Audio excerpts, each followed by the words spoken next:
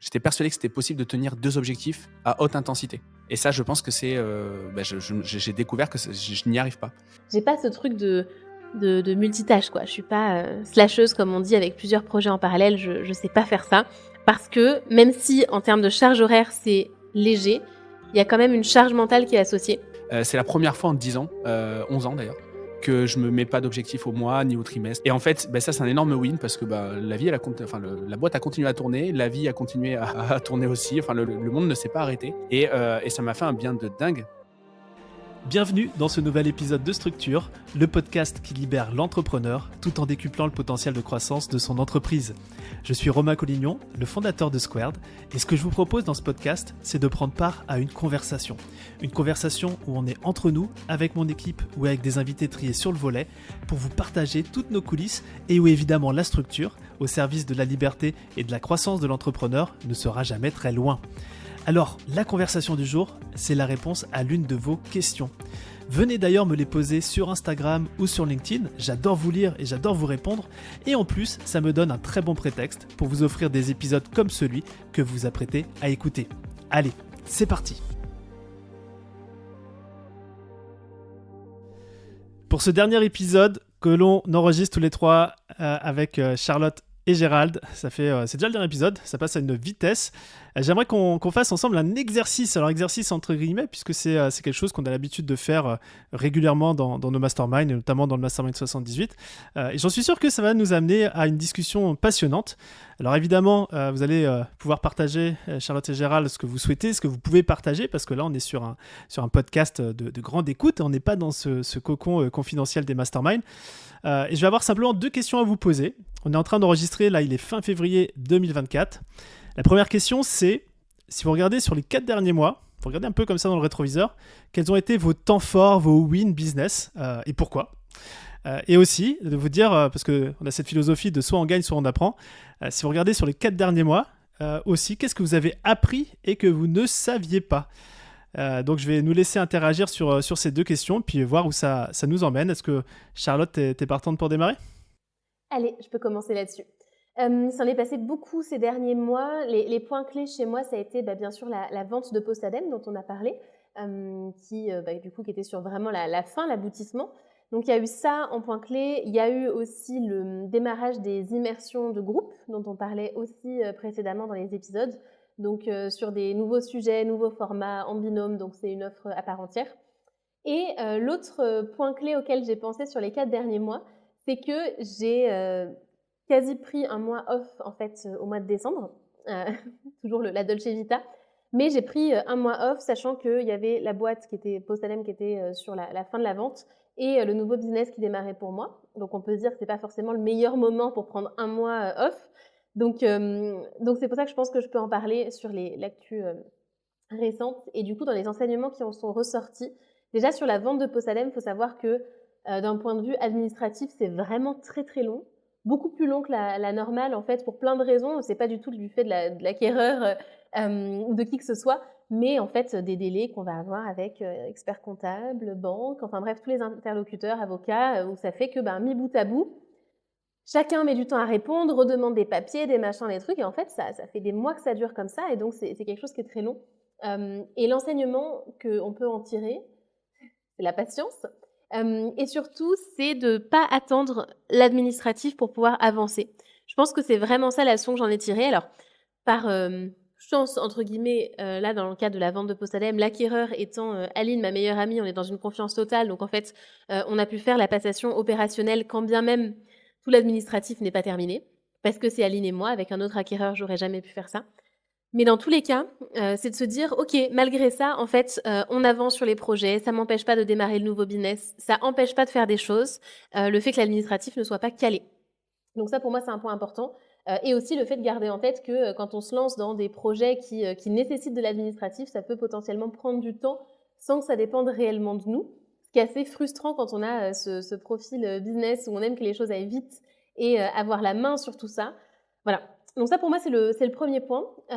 Deuxième enseignement, on en a déjà un petit peu parlé. Ce que j'en ai tiré comme leçon, c'est que, en fait, sur Postadem, j'avais amené le business à un point qui me semblait être un idéal à un moment, c'est-à-dire un business qui peut tourner sans que moi j'y sois. Et en fait, je l'ai amené là et pour autant, j'ai décidé de m'en débarrasser. Et c'est une question qu'on me pose souvent en me disant: «Mais pourquoi tu l'as pas gardé? Après tout, ça te fait, une forme de revenu passif et puis, tu le gardes quoi, c'est pas un souci». Et c'est l'enseignement que je vous partageais tout à l'heure où dans mon fonctionnement, j'ai pas ce truc de multitâche quoi. Je suis pas, slasheuse comme on dit avec plusieurs projets en parallèle, je sais pas faire ça.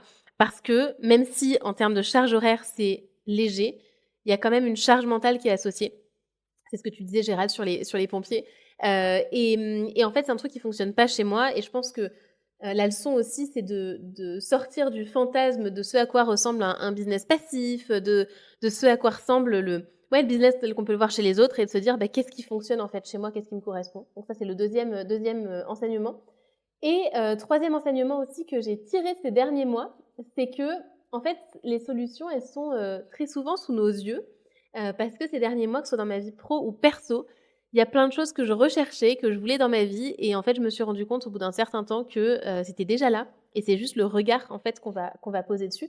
Je pense qu'un des exemples, alors je vais pas partager tous les exemples ici parce qu'il y en a pas mal de ma vie perso aussi, mais sur les sujets dont on a parlé, je pense, à Aline, en fait, mon acquéreur sur Postadem où en fait, elle était sous mes yeux. C'est l'acquéreur la plus pertinente et pour autant, j'ai mis énormément de temps, à ce que, j'arrive à cette possibilité-là.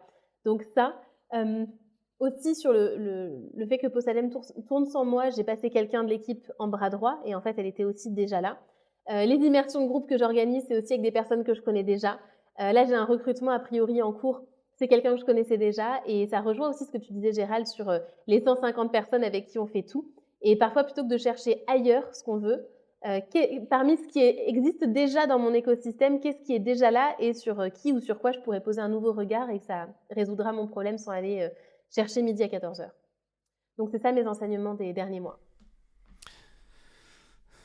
C'est super, et ça me fait poser une question et je vais vous inviter peut-être à y répondre et à réfléchir. C'est pourquoi on ne va pas forcément chercher sous nos yeux, enfin c'est sous nos yeux et on va pas forcément naturellement aller activer une solution qui est pourtant évidente.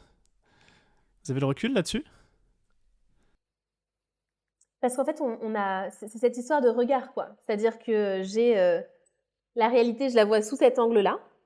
Telle personne, elle a tel rôle dans ma vie, par exemple. Et en fait, il suffirait de, hop, regarder sous cette perspective, ouvrir une conversation, explorer l'idée autrement. Et c'est là que les choses bougent, tu vois. Pour moi, c'est qu'une question de regard. Perspective, regard. Perspective, exactement. Ok, et toi Gérald? J'allais dire sensiblement la même chose. J'allais reprendre le concept du moins égale plus, là. Je sais pas si on en a déjà parlé, Romain, je crois, mais en Ouais, gros, mais pas c'est sur le l'idée. podcast, alors vas-y. Pas sur le podcast, on va le faire. Du coup, c'est l'idée de dire que tout ce que l'on met en place, tout notre parcours, il faut en discuter avec des gens qui sont plus avancés pour qu'ils puissent nous éclairer sur ce qu'eux, ils ont appris avant nous, avec des gens qui sont au même niveau, des pairs. Et donc, du coup, il y a le mastermind, par exemple, comme super, comme super opportunité pour discuter avec des gens qui sont au même niveau d'avancement. Donc, du coup, contrairement au mentor, à la personne plus avancée, elles sont dans le même contexte.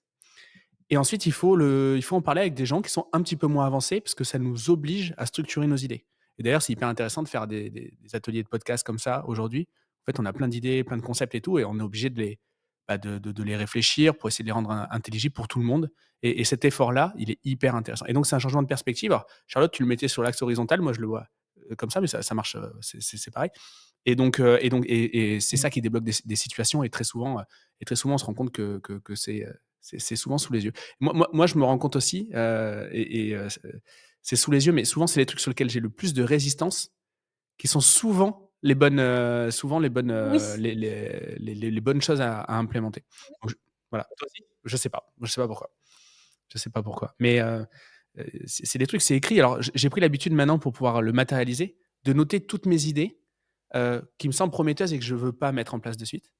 Et je les note en boîte à idées et je vais regarder très souvent dedans. Et la réponse, elle est très, très, très souvent. Je l'avais eu avant même de me poser la question sur des sujets. C'est assez drôle. Il y a une sorte d'anachronie. C'est assez rigolo à observer. Ouais. Moi, j'ai cette histoire-là, j'en ai parlé dans un des épisodes que il fait longtemps que j'avais besoin d'être soutenu sur le design du mastermind, le design à la fois des rencontres, de ce que l'on fait vivre, du programme aussi en backstage. Et je sais pas, mais 2-3 ans déjà, Et puis, quand on s'est dit avec Romuald, mon bras droit, ok, on lance le recrutement, mais avant de lancer le recrutement, on va en parler à l'équipe. Mais il se trouve qu'en fait, on avait 2 personnes dans l'équipe qui pour compléter leur responsabilité, étaient parfaits pour ce rôle. Alors, ces 2 personnes, on pensait que c'était un seul rôle, mais en fait, on l'a dissocié en deux rôles. Un sur les rencontres et puis un sur la partie backstage. Et c'était sous mes yeux. C'était sous nos yeux.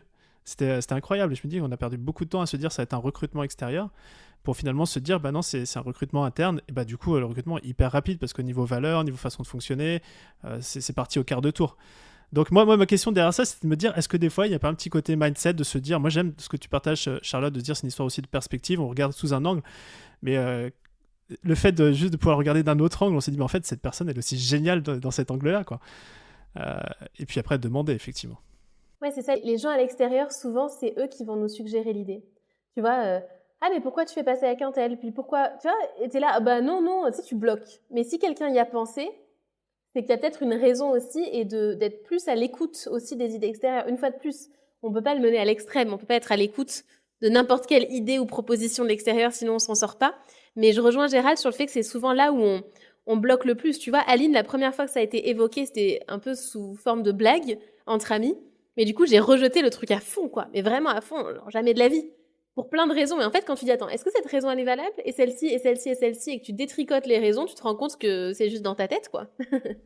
Ok, donc l'extérieur pour apporter de la perspective. Bah, super, merci Charlotte de ce partage d'expérience parce que ça permet de prendre du recul. Toi, Gérald, si on regarde sur les 4 derniers mois, tes wins, c'est quoi tes wins et les leçons que tu as apprises, les trucs que tu savais pas et sur lesquels tu as mis justement un nouvel éclairage, ça serait quoi?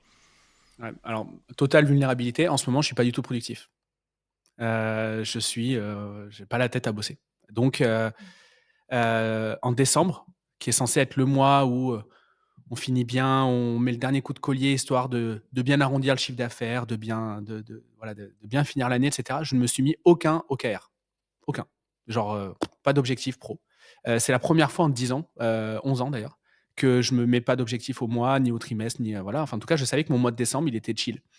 Et en fait, bah, ça, c'est un énorme win parce que bah, la vie, la boîte a continué à tourner, la vie a continué à tourner aussi. Enfin, le monde ne s'est pas arrêté. Et ça m'a fait un bien de dingue. Et donc, du coup, le premier trimestre, je l'ai abordé complètement différemment. Et donc là, je suis plus sur des projets long terme. Je suis pas très productif à court terme, mais je mets des trucs long terme. Et donc, ça m'a fait du bien, en fait, de préparer cette phase je suis en fin de cycle. Je suis fatigué sur plein de trucs, etc. Et donc, j'ai trop bien fait de prendre ces 20 jours de décembre. Il y a 20 jours en décembre, en gros, hein, de travail. Quand on a des enfants, on sait. Et du coup, du coup, ça a fait un bien de dingue. Et donc, du coup, ne pas être à 100% tout le temps. Et accepter d'être même à 0%, en fait, parce que c'était ça.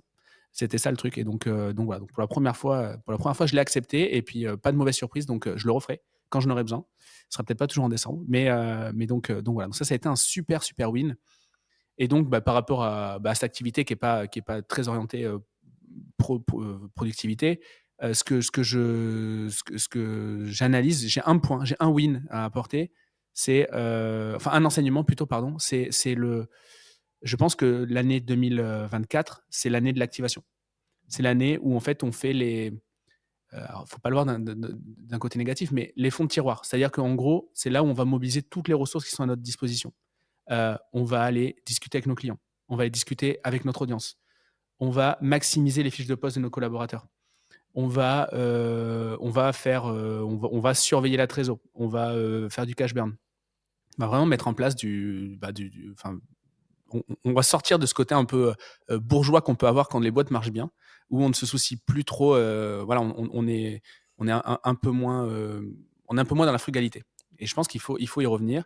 Et en fait, il y en a plein de ressources sous nos pieds. Et notamment nos audiences, nos relations, nos WhatsApp, tout ça. Et ça coûte rien. Ça coûte rien en termes sur un plan de trésor, c'est juste beaucoup de temps à y passer, ça c'est clair. Mais on a plein de trucs à activer. Et donc, je crois que l'année 2024, ce sera l'année de l'activation. Et pourquoi le mot activation? Je suis assez curieux. D'où vient ce mot activation, justement? En fait, tu sais, il y a le framework, je sais pas, le framework ART.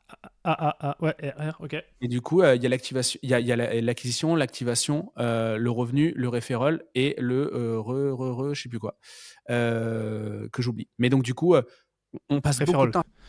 Referral, ouais, c'est ça, exactement. Euh, on passe beaucoup de temps à faire de l'acquisition, pardon. On passe beaucoup de temps à faire, enfin, on y dépense beaucoup d'énergie, beaucoup de trésorerie. Et en fait, c'est la phase du business où on a le plus haut niveau d'incertitude. On lance des trucs, on dépense 500 000 euros par jour de publicité pour au final ne pas convertir derrière. Ça nous fait des creux de trésor, etc., etc. Moi, je le vois tous les jours parmi enfin, chez les clients que j'accompagne. Il y a enfin, c'est juste, c'est une mise en danger qui est dingue. Côté certitude, c'est là où c'est le plus bas. Alors il y a des choses, on passe notre temps à communiquer, on passe notre temps à raconter nos projets, à raconter notre histoire, à parler de nos expertises, à mettre en avant les témoignages enfin, des clients qui ont réussi, etc.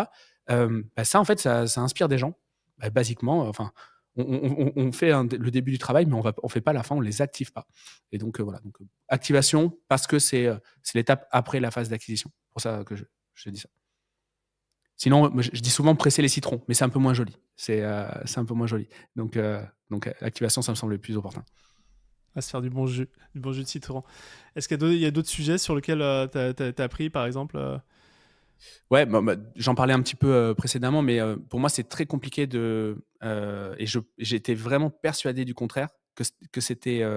J'étais persuadé que c'était possible de tenir 2 objectifs à haute intensité. Et ça, je pense que c'est, bah, j'ai découvert que je n'y arrive pas. Donc je pense qu'il faut avoir des projets pole position et des projets des projets de seconde zone entre guillemets. Mais il y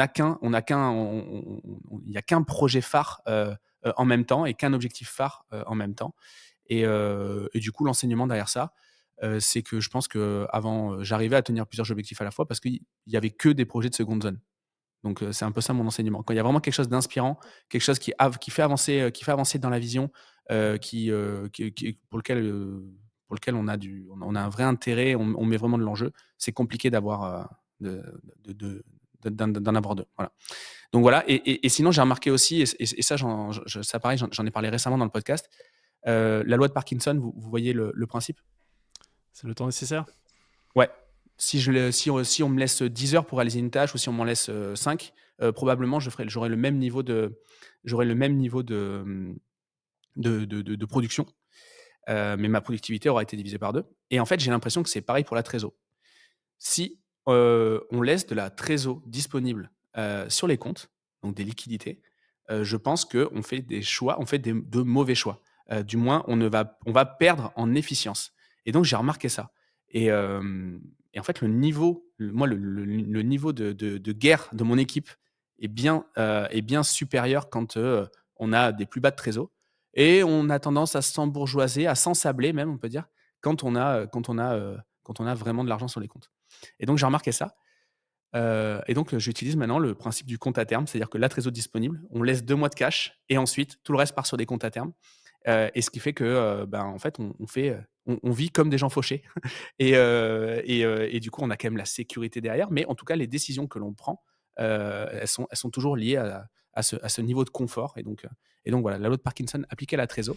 Sur les Et comptes à terme, quand on les place, on a ça aussi, c'est combien de temps déjà? 6 mois? bah, 1 an? ça peut être ce que tu veux. Nous, c'est 6 mois. On fait 6 mois parce que, dans tous les cas, on se dit: «On n'a pas de projet on n'a pas besoin Sortir du cash. ouais, à 6 mois, on sait que voilà». Surtout si tu as prévu tes 2 mois de fonctionnement, bon, voilà. Nous, ça nous va bien, ça. En plus de ça, bah, ça fait pas de mal à la relation que vous avez avec vos banquiers quand vous faites ça. Ils aiment bien. Et donc voilà. Donc ça, c'est une bonne pratique qu'on met en place. C'est tout l'excédent de trésorerie, il n'est plus liquide. Donc voilà. Et un autre enseignement, le dernier, c'est, Sur la ouais, loi de pardon, excuse-moi Charlotte, pardon. vas-y. Non, juste un truc, je réfléchissais par rapport à la discussion d'avant sur la loi de Parkinson, sur la ressource équipe. Aussi, selon que tu as 0 personne, tu vois, tu es solo sur un business ou tu as 3 personnes avec toi, tu vas aussi avoir tendance à manger les ressources équipe, alors qu'en fait, seul ou avec juste une personne, tu aurais pu faire le même boulot in fine. C'est clair. De toute façon, c'est de la ressource, hein. Ressource, temps, focus, argent, énergie. Donc, plus tu réduis, plus tu es productif en output Et tu repasses en mode guerrier. Tu ressors un peu de ton statut de soldat et tu repasses en mode guerrier, en fait. Je trouve que c'est ça que ça amène dans ces phases-là. Et ensuite, un dernier enseignement, c'est sur la posture. Très souvent, moi, je tenais à garder une posture, du mec cool, pas prise de tête, et cetera, et cetera. Et en fait, je me suis rendu compte que, ben, il y avait certains de mes collaborateurs ou de mes clients, qui avaient pas besoin que ça pouvait déranger. Et donc en fait, de fait de tenir, une certaine posture, bah, ça amène du cadre et ça inspire plus. Et donc au départ, pour moi, c'était un truc de mec qui se la pète ça. Et je suis en train de me rendre compte que le mec de faire le mec cool, de faire le mec ultra disponible et cetera, bah, ça peut rendre mal à l'aise les gens parce qu'ils ont envie de recevoir des conseils de quelqu'un, qui a une posture. Et donc ça aussi pareil, je déconstruis une croyance. Et donc c'est pas un enseignement, mais ça pareil, c'est en cours. C'est en cours d'enseignement. Je suis en apprentissage là-dessus. Et donc voilà, c'était le dernier point que je voulais aborder. Ouais. Tout enseignement, c'est déjà mettre de la conscience dessus, c'est mettre de la perspective dessus. Puis après, quand on est assez malin, comme ici sur ce podcast, on travaille, on sait que c'est un point de progression. Mais très clair. Écoutez, Charlotte, Gérald, je voudrais, pour ce dernier épisode, vous remercier. Cette série a été énorme. Peut-être qu'on aura l'occasion d'en refaire dans quelques mois, si le cœur vous en dit. Mais avant, parce que j'aime bien qu'on se quitte aussi sur de la perspective, justement, c'est le bon mot. Est-ce que vous pourriez nous rappeler comment on peut vous suivre? Parce que continuer sur vos contenus, continuer sur vos philosophies, sur votre façon de voir le business. Charlotte, c'est en ligne ou ailleurs, c'est où qu'on peut te retrouver et profiter au maximum de ce que tu as à partager? Pour le moment, le meilleur moyen et le seul moyen pour l'instant, au moment où on enregistre, c'est sur le compte Instagram Charlotte Apieto. Et à partir de là, dessus, il y a tous les liens utiles. À la fois les stories, contenus, les contenus et en même temps les petites blagounettes de Charlotte qui sont toujours de grande un qualité. pur plaisir. Et le lien vers le Telegram, justement, toujours de la qualité, mais le Telegram où je partage les enseignements business en version audio. Voilà, c'est là-dessus que ça se passe. Yes, trop bien. Merci Charlotte. Et toi, Gérald? Alors, Insta toujours. Insta, comme je disais tout à l'heure, moi, je réponds à tout le monde, donc vraiment, n'hésitez pas. Il y a tous les liens en bio, etc. Insta, donc Gérald Faure, tout attaché, sans accent. Et je pense pour ceux qui ont eu le courage et qui ont apprécié nos épisodes, là, je pense qu'ils en ont écouté 5-6, je crois qu'on est au 6e. Ça vaut peut-être le coup de faire une petite story et de nous taguer. On repartagera. Ça pourrait être la meilleure des. Voilà, pour être sûr, en fait, que les gens ont bien écouté. On est à la dernière rush du dernier épisode. Donc, si les gens sont là, il faut le prouver. Il faut nous faire une petite story pour qu'on puisse vraiment être sûr que vous avez écouté jusqu'au bout. J'avoue, on repartage ça. Donc, Gérald Faure. Je valide un bon appel à l'action. Charlotte Apieto, Romain Coll. Je suis incapable de le faire sur mes propres podcasts et je le fais chez Romain. C'est incroyable. Mais du coup, je suis très à l'aise à le faire chez Romain. Invite-nous, on fera la même chose sur le tien. Ah bah vas-y, allez, on fait ça. Le rendez-vous, on va gérer ça. Ouais, merci Charlotte et merci Gérald et on se voit très très vite. Salut. Merci à tous les deux. Salut.